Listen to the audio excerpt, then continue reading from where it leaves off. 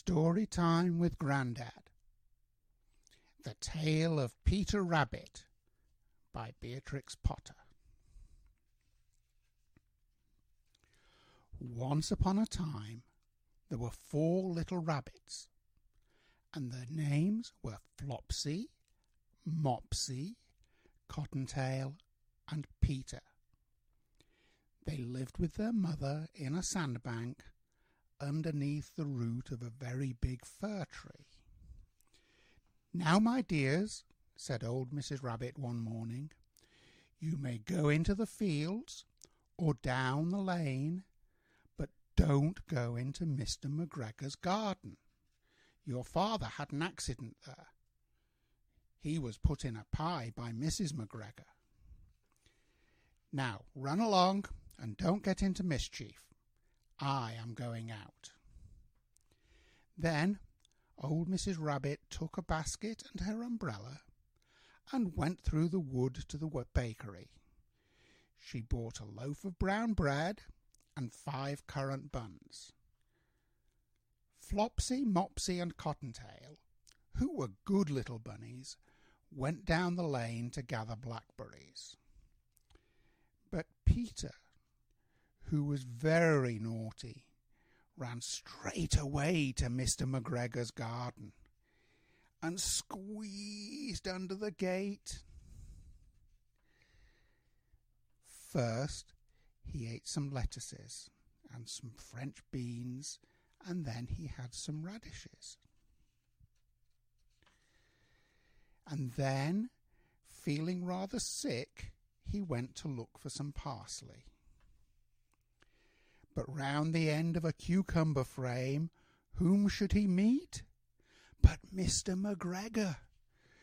Mr. McGregor was on his hands and knees planting out young cabbages, but he jumped up and ran after Peter, waving a rake and calling out, "Stop, thief!"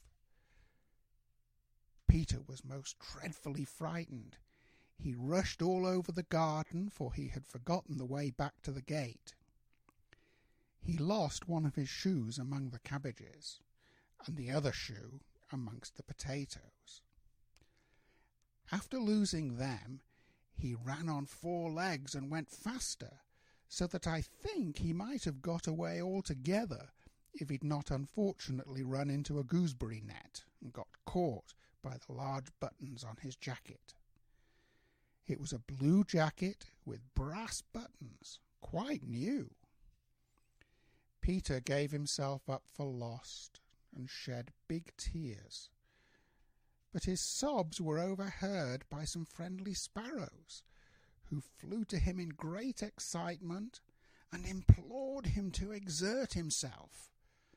Mr. McGregor came up with a sieve which he intended to pop on the top of Peter, but Peter wriggled out just in time, leaving his jacket behind him, and rushed into the tool shed and jumped into a can. It would have been a beautiful thing to hide in if it had not had so much water in it. Mr. McGregor was quite sure that Peter was somewhere in the tool shed, perhaps hidden underneath a flower pot. He began to turn them over carefully, looking under each. Presently Peter sneezed. "Achoo!" Mr. McGregor was after him in no time, and tried to put his foot upon Peter, who jumped out of a window, upsetting 3 plants. The window was too small for Mr. McGregor, and he was tired of running after Peter. He went back to his work. Peter sat down to rest. He was out of breath and trembling with fright, and he had not the least idea which way to go. Also, he was very damp with sitting in that can.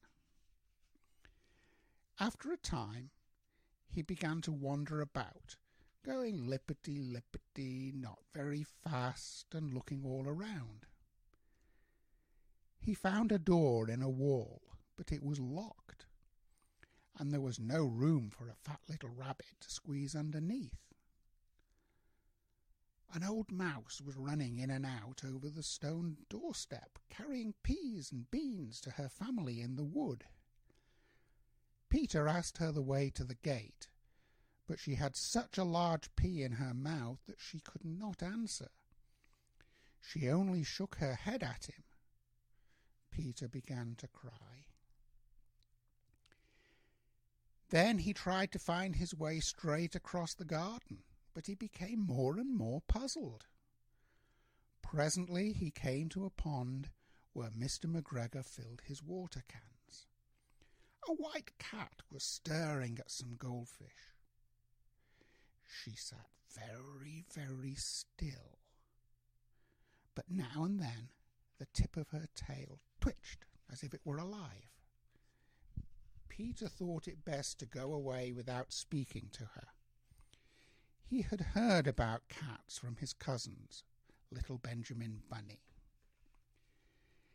He went back towards the tool shed, but suddenly, quite close to him, he heard the noise of a hoe. Scratch, scratch, scratch, scratch.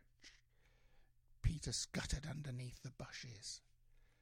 But presently, as nothing happened, he came out and climbed upon a wheelbarrow and peeped over. The first thing he saw was Mr. McGregor hoeing onions.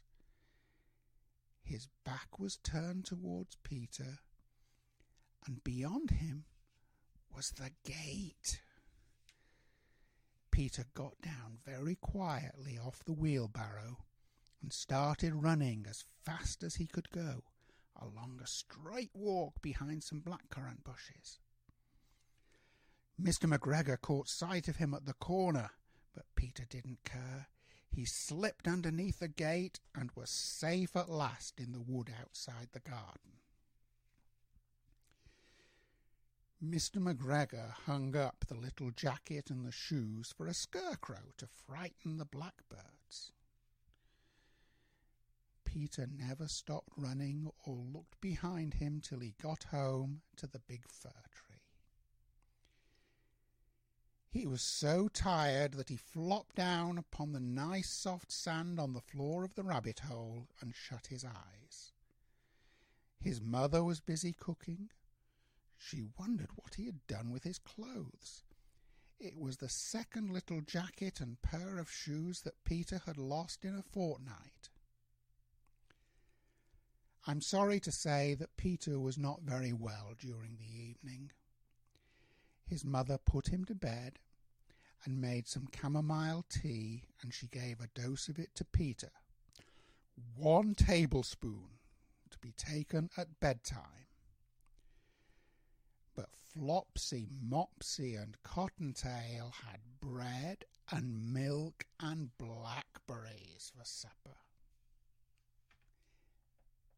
The end.